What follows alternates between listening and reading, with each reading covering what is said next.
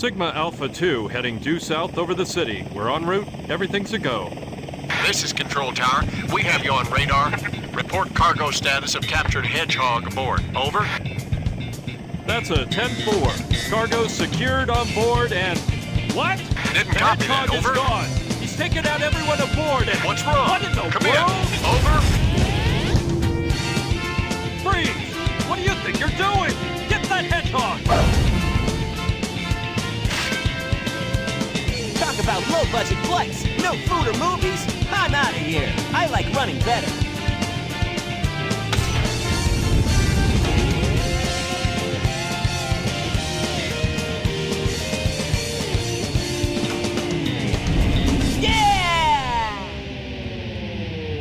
The idea that video game characters could be used to promote a franchise in pop culture began with Namco's Pac-Man in 1980. The success of the original arcade game led to a wave of media tie-ins unheard of at the time. Following the success and appeal of the Pac-Man character was Mario. Mario not only became a pop culture icon representing video games, but he became a mascot representing the success of Nintendo home consoles and the video game industry as a whole at the time. The only other home console makers were Atari, still reeling from the aftermath of the video game crash of 1983, and SEGA, still finding their footing in the market. But SEGA would come up with ways to rival Nintendo's success, especially in North America. Beginning with SEGA highlighting how much better arcade games performed on the Genesis, and acquiring the naming rights to famous sports athletes and the biggest name in music at the time, Michael Jackson. Even with those ideas in play, Nintendo was still the dominant home console maker. But not long after Nintendo's success with Super Mario Bros. 3, they would soon be met with their biggest challenge yet, a brand new pop culture icon to represent the video game industry straight from SEGA. SEGA president at the time, Hayao Nakayama, wanted a new game and character that could appeal to audiences while simultaneously showing how much better the Genesis could be when compared to the Super Nintendo. Programmer Yuji Naka, designer Hirokazu Yasuhara, and artist Naoto Oshima were assigned to lead the design of SEGA's ambitious project. The star of this project needed to have the same kind of appeal that Mickey Mouse gave to Disney, who could also personify the potential of the Genesis, and the character needed to go fast. Nearly every animal mascot was pitched until it was narrowed down to an armadillo and a hedgehog. One of the pitched ideas would end up being used and reimagined as the antagonist to Sonic. Sonic would be blue to represent the SEGA logo, with red and white shoes inspired by both Michael Jackson and Santa Claus, who Oshima believed to be the most famous character in the world, and a confident personality inspired by then-Governor of Arkansas, Bill Clinton. The gameplay would ironically be inspired by the very game series SEGA wanted to compete against, with the idea of answering the question, why can't we beat these Mario levels quicker? The level designs are inspired by the art of Aizen Suzuki and the state of California. The design choices were made to balance simple level design with complex imagery. President Nakayama also hired businessman Tom Kalinske, who previously worked for the Mattel and Matchbox brands, to lead the marketing for SEGA of America. Kalinske called for more aggressive advertisement from SEGA, deliberately making the Genesis look like a better alternative to the Super Nintendo. He also called for the Genesis to be cheaper than the Super Nintendo, for there to be more American-made games to appeal to American audiences, and for the Genesis to be bundled with SEGA's newest attempt at rivaling Nintendo and Mario, Sonic the Hedgehog. Prior to this, the Genesis had been bundled with the port of SEGA's arcade hit, Altered Beast. But with Sonic the Hedgehog now being in the homes of every new Genesis owner, SEGA would quickly overtake Nintendo in sales and popularity in North America and Europe in June of 1991, with the game being released in Japan the following month. The success of Sonic the Hedgehog led to the development of more Sonic games and multiple media tie-ins for the franchise, like cartoons, comics, appearances on various Nickelodeon shows, a McDonald's campaign, and significant renewal of interest in the SEGA brand outside of Japan. So much so that it forced Nintendo to change how it presented itself to the public just so it could keep up with the success of the Genesis. But Sega could not keep up the momentum going into the next generation of home consoles. Tension between the Japanese and American branches of Sega led to several missteps in the marketing of the Sega Saturn, while Sony dominated the home console market with the PlayStation, and Nintendo did much better against Sega with their Nintendo 64 against the Saturn when compared to how close the overall world sales were between the Genesis and Super Nintendo. Sonic wasn't entirely absent from the Saturn, but Sonic's only games for the system were Sonic 3D Blast, which was developed originally for the Genesis, Sonic R, an original racing game spin-off, and Sonic Jam, a compilation of the Genesis Sonic mainline platformers. An original platformer had been developed for the Saturn, Sonic Extreme. That game would have been developed by Sega Technical Institute, an American branch of Sega who developed Sonic the Hedgehog 2, 3, and Knuckles. But unlike those Sonic games, which had also been worked on by many of the crew from Sonic 1, Sonic Extreme was marred by the departure of the Japanese devs and various disagreements leading to numerous staff changes. The lack of experience, time, and funds towards Sonic Extreme led to its cancellation, leaving the Saturn without a new original mainline Sonic game and the shuttering of Sega Technical Institute. Meanwhile, Sonic Team, who developed the first Sonic the Hedgehog, was responsible for the only Sonic games the Saturn ended up getting. Much of their focus on Saturn was through the successful Nights into Dreams. But Nights into Dreams was not Sonic, and Saturn continued to bomb against the Nintendo 64 and the PlayStation, with one of the main reasons being the complete lack of a new mainline Sonic game. There was concern that Sonic would become a fading fad, so a new Sonic game would be pitched by Sonic Team's Takashi Iizuka, whose experience with the franchise includes Sonic 3, Sonic & Knuckles, and the Saturn Sonic games, with Sonic Jam being directed by him. This new Sonic game was originally going to be built using the same engine that Nights into Dreams was developed with, and development on the game did begin in 1997. However, the Saturn's hardware was limited and could not achieve everything that Sonic Team set out to create. Yuji Naka then became aware of the development of the Dreamcast through President Nakayama. With knowledge of the Dreamcast in Naka's mind, development of the new Sonic game moved away from the Saturn. Not wanting the initial concept to go to waste, what had been developed on the Saturn would become the Sonic World section of Sonic Jam, while the hub world would still be used in the upcoming game. And Chaos, Sonic Extreme's intended main antagonist, would become the main antagonist of this game. Chaos would also represent Sonic Team's intent to present a creature that could not have been presented well on the hardware that came before the Dreamcast. The new Sonic game would be revealed as Sonic Adventure. While Japan got both the Dreamcast and Sonic Adventure at the end of 1998, the rest of the world would have to wait almost a whole year later.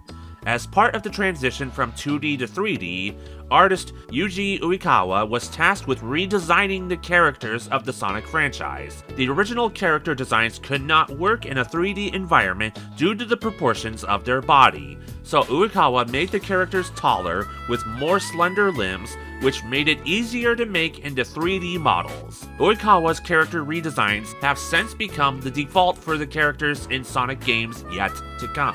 Also starting with Sonic Adventure would be the use of rock music over the electronic pop style music that fans had gotten accustomed to. Jun Senoue would be the lead composer for Sonic Adventure after having previously composed select pieces on Sonic 3, Sonic & Knuckles, and the Genesis version of Sonic 3D Blast, collaborating with other musicians. For Sonic Adventure, rock would be the dominant genre, but the score would also include elements of hip-hop and funk, and multiple vocal collaborators. The biggest and arguably most popular vocal collaborator to Senoue would be rock musician and lead singer of the band Hardline, Johnny Gioeli.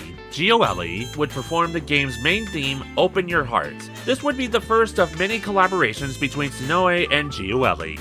Sonic Adventure was first officially revealed in August 1998 at the Tokyo International Forum, and then released only 4 months later. Outside of Japan, Sonic Adventure became a launch title for the North American and European releases of the Dreamcast in 1999. The game became the Dreamcast's best-selling title in its entire lifespan, but despite the successful launch year of the Dreamcast, Sony's dominance with the PlayStation, and the overall anticipation of the PlayStation 2 stalled the Dreamcast's success shortly after its launch. The disappointing sales would greatly affect the future of Dreamcast and its games, including the planned sequel to Sonic Adventure. The final number of Sonic team members who worked on Sonic Adventure was 120. That number was reduced to 11. Takashi Iizuka would be relocated to the United States to establish Sonic Team USA. Originally, Sonic Team USA's purpose was to help localize Sonic Adventure and Choo Choo Rocket. But SEGA, in an attempt to recreate the success of Sonic the Hedgehog 2, gave Iizuka and Sonic Team USA the task of developing Sonic Adventure 2.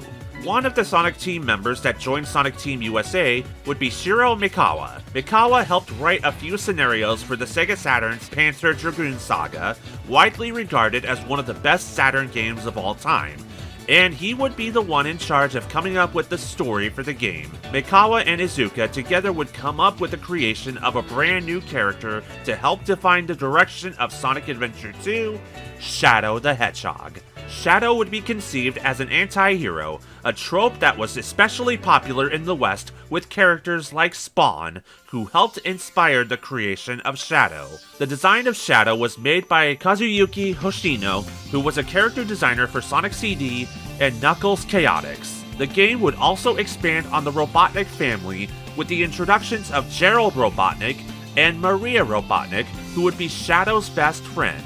The relationship between Shadow and Maria would be partly inspired by the manga Please Save My Earth, which was a personal favorite of Mikawa's.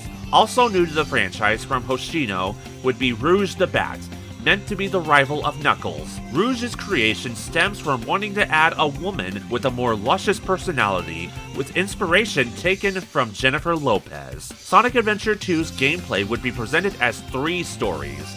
One featuring Sonic, Tails, and Knuckles, the second featuring Shadow, Rouge, and Robotnik, who since the release of Sonic Adventure outside of Japan would be known by his original name, Dr. Eggman. And the final story, once the previous stories had been cleared, would tie everything together and serve as a greater final chapter to the entire arc of the game.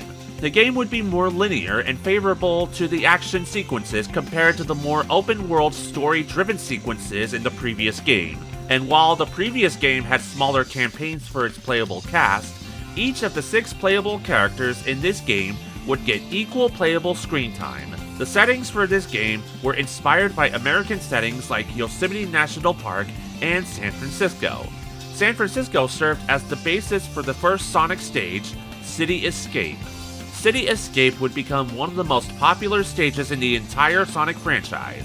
Sonic Adventure 2's music would once again be an eclectic sampling of performers, led by Jun Senoue. He would once again work with performer Johnny Gioeli, and starting with the work on this game, would perform with Senoue under the name Crush 40. Crush 40 would perform the game's main theme, Live and Learn, which would become one of the most popular vocal tracks in the entire Sonic franchise. Live and Learn would be so popular, it would be performed at concerts celebrating the Sonic franchise, and would appear in a multitude of SEGA games and games featuring Sonic, like Super Smash Bros. However, the songs used in different media came into question when Gioeli sued SEGA in December 2024 over what he deemed as unauthorized use of the song, claiming that he still owned the rights to the master recording of the song. The case was dismissed with prejudice in favor of SEGA by Judge R. Gary Klossner of California in August 2025.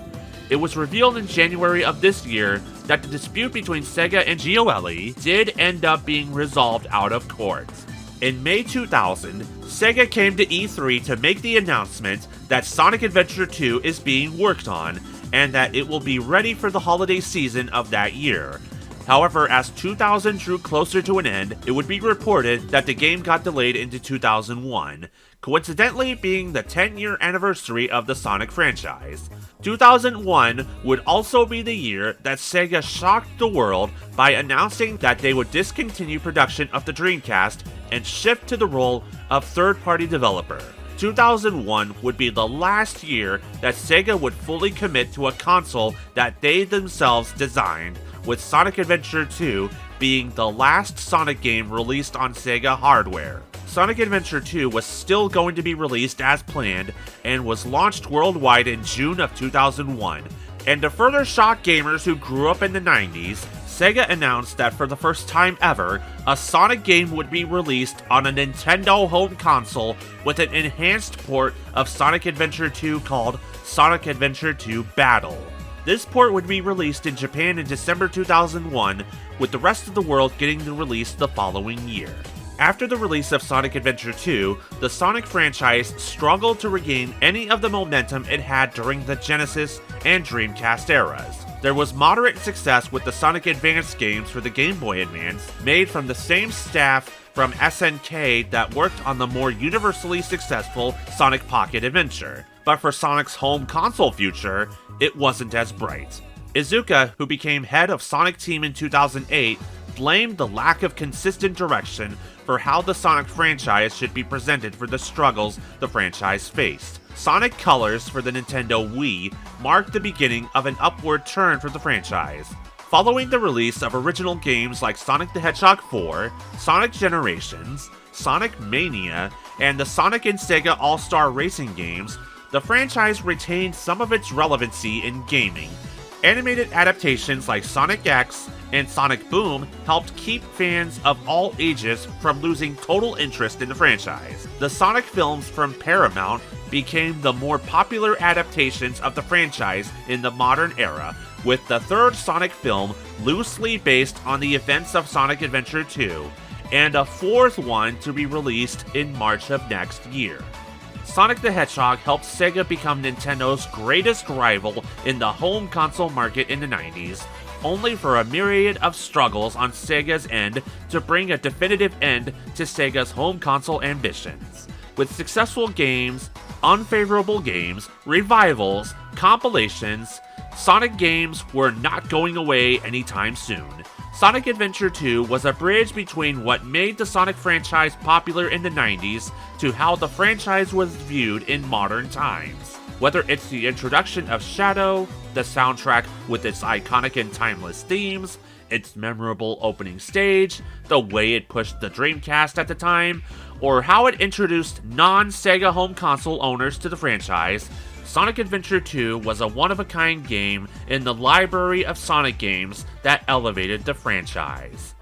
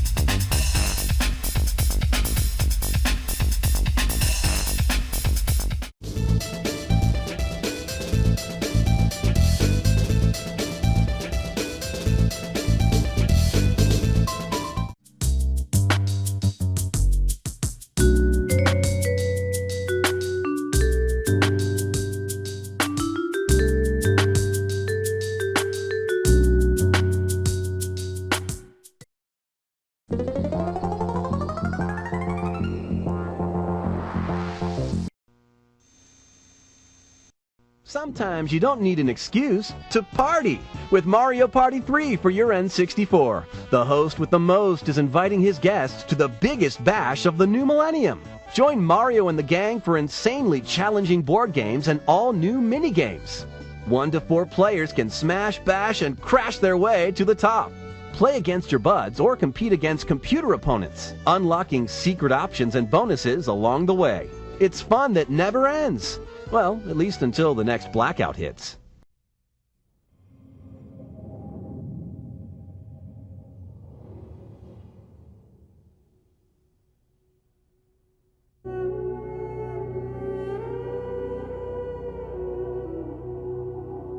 Sometimes the past is painful to remember.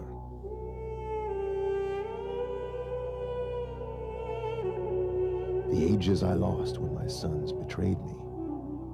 The arrogance they showed when I wouldn't set them free. Sometimes the pain cuts so deep, I must lock it away. But the memories remain a part of me.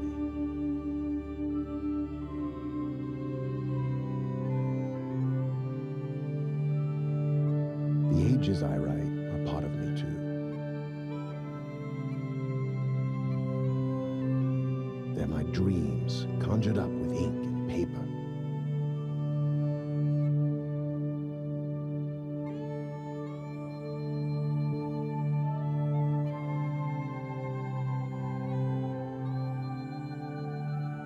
And the fact that a pen stroke can bring these worlds to life amazes me.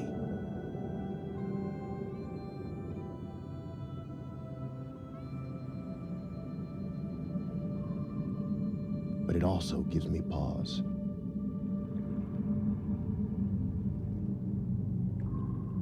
I have opened the door for my dreams to escape.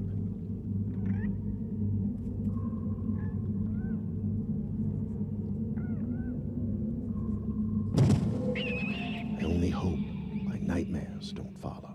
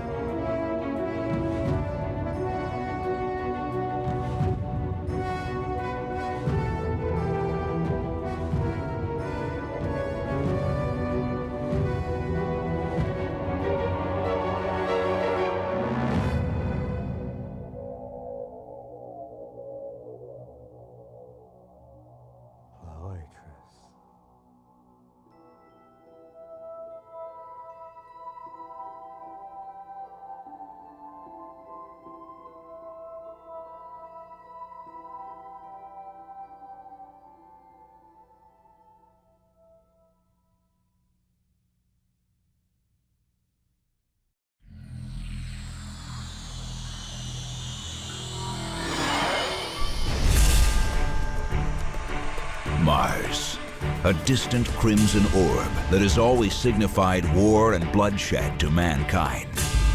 On this forbidding planet, the Ultor Corporation established mining operations, far from Earth and its authorities.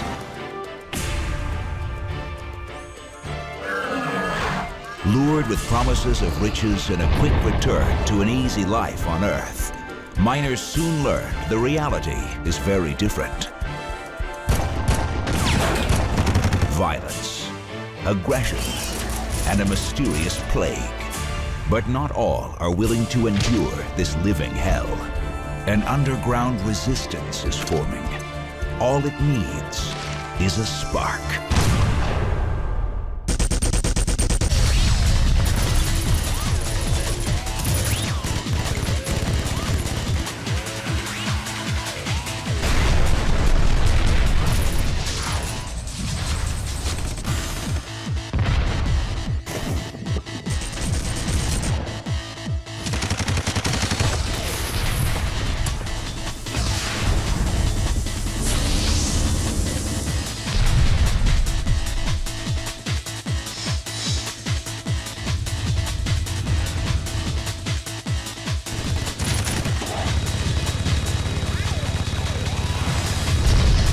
When freedom is at stake,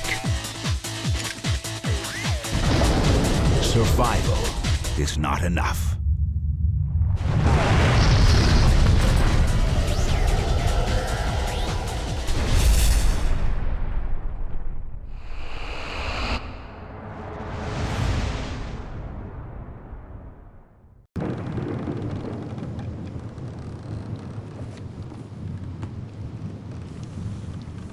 komnir fram hjá síðustu vísbendingunni.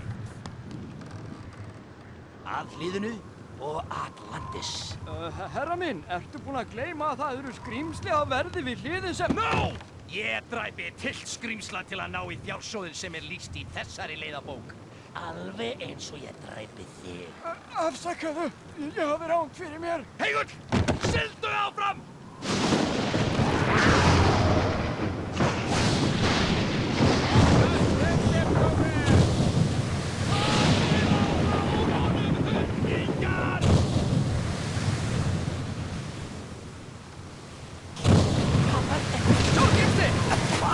Fast, piltar! Láttu ekki eins og fíp! Kærðu það? Það er horfið.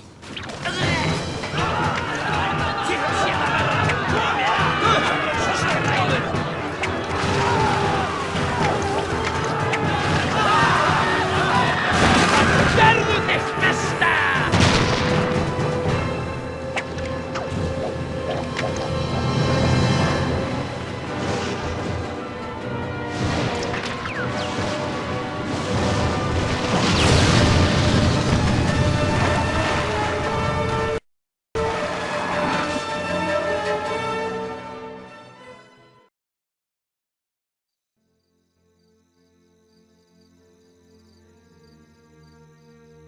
Thank you, Sergeant. Okay, men, at ease. At 0700 hours yesterday morning, contact was lost with Everon. As the only NATO presence in the area, it is our job to respond. Choppers are waiting to ferry you to Everon. 48 часов. Who is this guy? Looks like he's got a screw loose. His name's Gooba. 48 hours, Colonel Blake. That's how long you and your NATO forces have to remove yourselves from this island. This is Thunder 3. I think I've got a problem, guys. Fuel's real low and I'm losing power in both engines. I'm gonna have to bail out.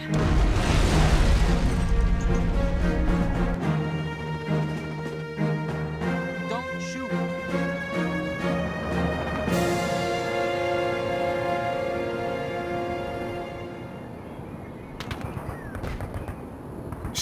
Did anyone see that? I thought I saw something moving through those trees.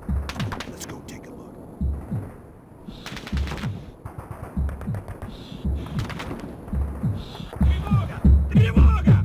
Freeze!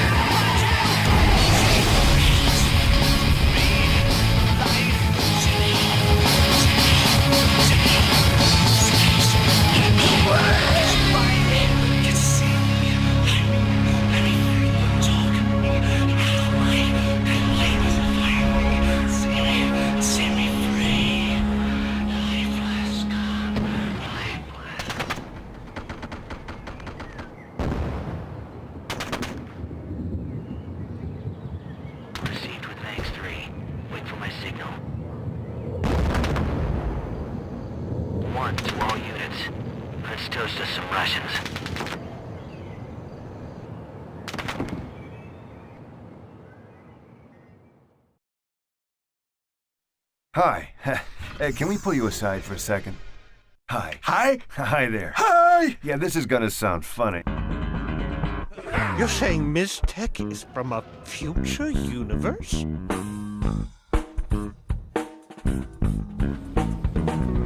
I hate this place. Find a job. This old guy, Grumpos. So what's the problem? My last hero sallied forth and got her limbs ripped off. How are you any better than her? I'm a professional. Hit me. What? I was gonna pick it up tomorrow. Tomorrow? Tomorrow? You son of a... You left me there for a year. Ow.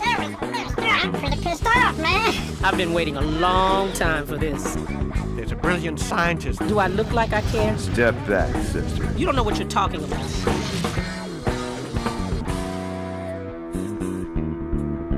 Hold it.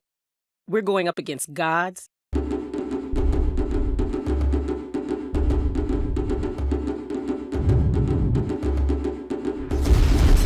Oh my God.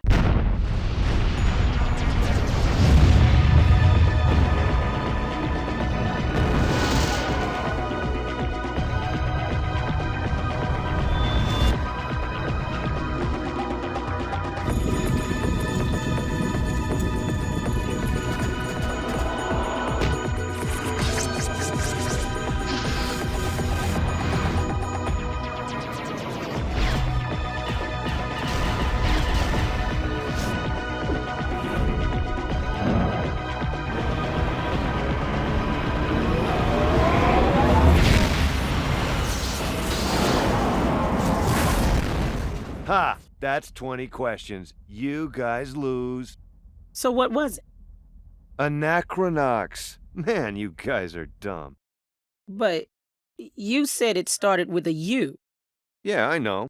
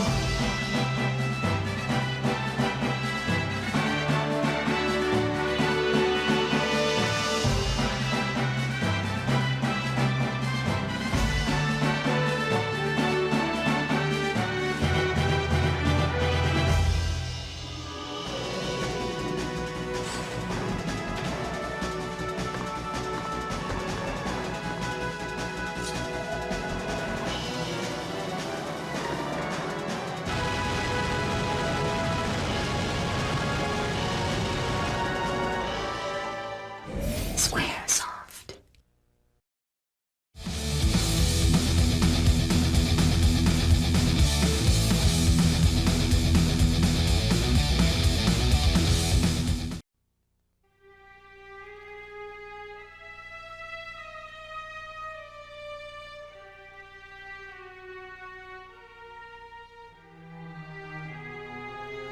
What do you mean you couldn't catch him? Guy's fast as lightning, boss. He just disappeared in the blue streak. You idiot. You should have set a trap. Boss, he blasted right through it. I'm telling you, he's bigger and badder than before.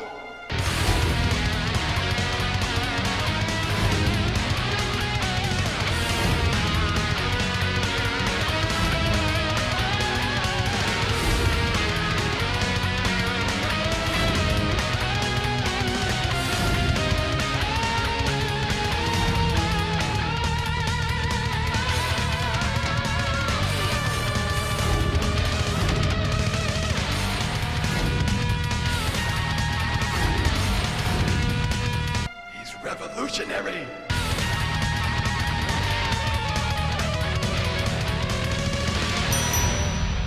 SEGA.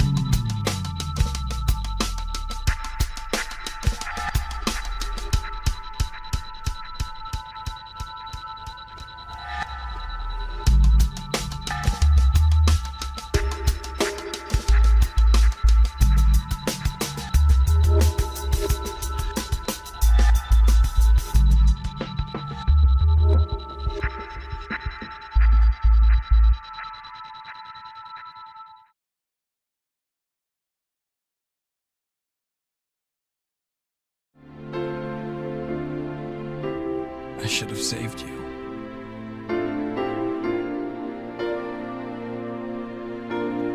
I should have been the one to fill your dark soul with light!